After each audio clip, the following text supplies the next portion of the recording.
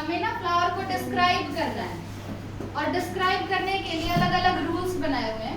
तो पहले एनसीईआरटी के हेडिंग में लिखा हुआ है semi technical description of a typical flowering plant.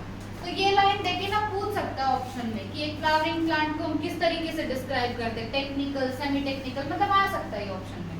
ठीक है, तो क्या किस तरीके से डिफाइन करेंगे फ्लावर को? सेमी टेक्निकल तरीके से। किस तरीके से? सेमी टेक्निकल तरीके से। To describe morphological features of a flowering plant description has to be. अगर हमें किसी भी फ्लावरिंग प्लांट को, फ्लावरिंग प्लांट किससे बिलोंग करता है? एंजियोस्पर्म। फ्लावरिंग प्लांट मतलब एंजियोस्पर्म। अगर हमें किसी भी फ्लावरिंग प्लांट को डिस्क्राइब करना है तो हमें किन किन बातों का ध्यान रखना है? पहला कि जो हम डिस्क्रिप्शन दे रहे हैं ना वो ब्रीफ होना चाहिए। ब्रीफ मतलब कम से कम शब्दों में हमें लिखना है। ठीक है, तो डिस्क्रिप्शन कैसा होना चाहिए? सबसे पहले ब्रीफ, कम से कम होना चाहिए। दूसरा, जो हम लैंग्वेज यूज कर रहे हैं वो लैंग्वेज सिंपल होनी चाहिए और साइंटिफिक होनी चाहिए। ठीक है, लैंग्वेज कैसी होनी चाहिए? सिंपल और साइंटिफिक। सिंपल और साइंटिफिक। तीसरा, जो हम प्रेजेंटेशन कर रहे हैं ना वो प्रॉपर सीक्वेंस में होना चाहिए। ठीक है, तो फ्लावर को अगर हम डिस्क्राइब कर रहे हैं तो पहला क्या ध्यान रखना है? डिस्क्रिप्शन कैसा होना चाहिए? ब्रीफ। दूसरा, जो लैंग्वेज है वो सिंपल और साइंटिफिक होनी चाहिए। और तीसरा, जो प्रेजेंटेशन हम दे रहे हैं वो एक प्रॉपर सीक्वेंस में होनी चाहिए। अब ये जो हम डिस्क्रिप्शन दे रहे हैं ना, डिस्क्रिप्शन में हमें क्या क्या लिखना है? पहला उसका हैबिट, पहला क्या लिखना है? हैबिट। दूसरा उसकी वेजिटेटिव केयर, ये ऑर्डर में लिखना है जैसे मैंने लिखा हुआ है ना, इसी तरीके से। सबसे पहले क्या लिखेंगे? फ्लावर का हैबिट। दूसरा उसके वेजिटेटिव कैरेक्टर। वेजिटेटिव कैरेक्टर कौन से होते हैं? जो रिप्रोडक्शन में पार्टिसिपेट नहीं करते। तो क्या क्या लिखेंगे वेजिटेटिव कैरेक्टर्स में? उसकी रूट कैसी है, उसका स्टेम कैसा है और उसकी लीव्स कैसी हैं। तीसरा, हम लिखेंगे उसके फ्लोरल कैरेक्टर्स के बारे में। फ्लोरल कैरेक्टर्स में क्या लिखेंगे? उसका इन्फ्लोरेसेंस कैसा है और उसमें फ्लोरल पार्ट्स कैसे उसके। ठीक है। फोर्थ, हम उसका बनाएंगे फ्लोरल डायग्राम। क्या बनाएंगे? Floral diagram. फिफ्थ है कि हमें उसका फ्लोरल फॉर्मूला लिखना है। अब फ्लोरल फॉर्मूला में अलग अलग सिंबल्स यूज होते हैं, ध्यान से देखना ये सिंबल्स। ठीक है, जिसको ये सिंबल्स याद नहीं होंगे उसको फ्लोरल फॉर्मूला समझ नहीं आएगा। देखो, अगर हमने बीआर लिखा है ना, बीआर का मतलब है फ्लावर कैसा होगा? ब्रैक्टिएट। बीआर मतलब ब्रैक्टिएट। अब जब हम कैलेक्स बोलते हैं तो उसमें के की साउंड आ रही है ना, कैलेक्स को लिखते तो सी से है, पर साउंड किसकी आ रही है? के की। तो अगर हमने के लिखा है मतलब क्या है उसका? कैलेक्स। सी लिखा है मतलब कोरोला। पी लिखा है मतलब पेरियंथ। ए लिखा है मतलब जी मतलब गायनोशियम। अब जी में ये इंपॉर्टेंट बात है, समझो। अगर हमने जी के नीचे लाइन लगाई है ना तो मतलब ओवरी सुपीरियर है। जी के नीचे लाइन है मतलब ओवरी सुपीरियर। जी के ऊपर लाइन है मतलब ओवरी इंफीरियर। इसका मतलब क्या होता है? मेल। और इसका मतलब फीमेल। और अगर कोई फ्लावर बाइसेक्सुअल है तो उसमें ये सिंबल बनाना है। ठीक है, यानी मेल भी और फीमेल भी। ठीक है, उसके बाद अगर किसी फ्लोरल फॉर्मूला में प्लस लिखा हुआ है, प्लस का मतलब होगा एक्टिनोमॉर्फिक। प्लस मतलब एक्टिनोमॉर्फिक। एक्टिनोमॉर्फिक फ्लावर में कौन सी सिमेट्री थी? रेडियल। और जाइगोमॉर्फिक में बायलेटरल। तो अगर प्लस लिखा हुआ है तो एक्टिनोमॉर्फिक है फ्लावर, और परसेंटेज लिखा हुआ है तो फ्लावर जाइगोमॉर्फिक है। अगर हमने ब्रैकेट लगा दिया, ब्रैकेट लगा दिया मतलब वहां पे फ्यूजन हो रखा है, फ्यूज्ड है।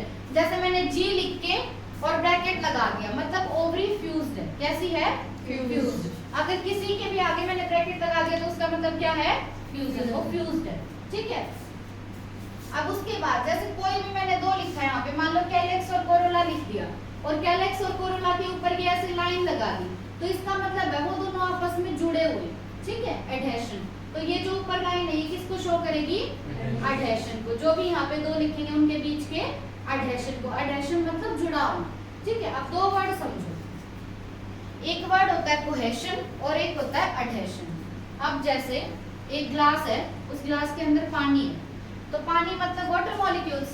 अब वाटर मॉलिक्यूल्स आपस में भी जुड़े हुए हैं ना, तो जो वो एक ये वाटर मॉलिक्यूल और एक ये वाटर मॉलिक्यूल है, ये दोनों सेम है अलग अलग है? सेम। तो इन दोनों के बीच में जो फोर्स होता है ना वो होता है कोहेशन फोर्स। कौन सा फोर्स? Cohesion force. पर जो पानी है वो किसके अंदर डाला हुआ हमने? ग्लास में। तो पानी और ग्लास के बीच में जो फोर्स है वो है एडहेशन फोर्स। वो कौन सा फोर्स है? Adhesion force. तो अगर हम कोरोला का देख रहे हैं, कोरोला और कोरोला तो कौन सा होगा? कोहेशन। और कोरोला और कैलेक्स का देख रहे हैं तो एडहेशन। ये वर्ड आया समझ? तो यहाँ पे अभी तो इस लाइन का मतलब समझो कि ये हम क्या देख रहे हैं? एडहेशन देख रहे हैं। आगे फ्लोरल डायग्राम जो है वो हमें किस किस के बारे में इंफॉर्मेशन देता है? पहला है कि एक फ्लावर के अंदर कितने पार्ट्स हैं उसके बारे में बताएगा। दूसरा, वो जो फ्लावर के पार्ट्स हैं उनकी अरेंजमेंट कैसी है। और तीसरा, relation they have with one another, कि उनका एक दूसरे के साथ रिलेशन क्या है। तो जो हमारा फ्लोरल डायग्राम है, पहला किसके बारे में बताएगा? एक फ्लावर के अंदर कितने पार्ट्स हैं, दूसरा उनकी अरेंजमेंट कैसी, और तीसरा उनका आपस में रिलेशन क्या है। ठीक है। अब अगर हमने कोई फ्लोरल डायग्राम बनाया और उस फ्लोरल डायग्राम के ऊपर हमने एक ऐसा डॉट लगा दिया, तो उस डॉट का मतलब होता है कि जो मदर एक्सिस है ना, मदर एक्सिस की पोजीशन क्या है with respect to flower. Flower के रिस्पेक्ट में मदर एक्सिस की पोजीशन क्या है वो हमें कौन बताएगा? डॉट। और ये डॉट कहाँ लगाना है? फ्लोरल डायग्राम के ऊपर। फ्लोरल डायग्राम के ऊपर अगर डॉट लगा हुआ है तो वो हमें क्या बताएगा? पोजीशन किसकी? मदर एक्सिस की विद रिस्पेक्ट टू फ्लावर। अब ध्यान रखना, जब भी हम बनाएंगे फॉर्मूला तो सबसे पहले लिखेंगे कैलेक्स, फिर कोरोला, फिर एंड्रोशियम और फिर गायनोशियम। तो सबसे बाहर क्या आएगा? कैलेक्स, और सबसे अंदर गायनोशियम। तो कैलेक्स जो है वो आउटर मोस्ट और गायनोशियम जो है वो सेंटर में है। उसके बाद फ्लोरल फॉर्मूला हमें क्या शो कर रहा है? कोहेशन और adhesion with in part of wall and between walls.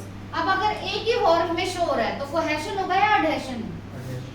एक ही में शो हो रहा है कोहेशन, और दो अलग अलग में हो रहा है तो एडहेशन। तो जो फ्लोरल फॉर्मूला है वो हमें किस किस के बारे में बताता है? कोहेशन और एडहेशन के बारे में बताता है। ठीक है। वॉल का मतलब क्या है?